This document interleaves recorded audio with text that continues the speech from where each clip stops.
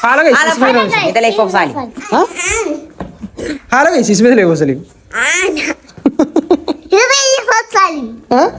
ഒരു ഞായറാഴ്ചയും പൊരിൽ ഇറങ്ങുന്നില്ല. അപ്പം മംഗളത്തിന് വിളിച്ചോണ്ട് വന്നെ പൊരിക്കാരൻ കൂട്ടിട്ട് കഴിഞ്ഞതാണ് മംഗളത്തിന്. നമ്മൾ ചെക്കന്റെ പാട്ടെന്ന് ഇറങ്ങി ജസ്റ്റ് ഒന്ന് പാടിയോക്ക.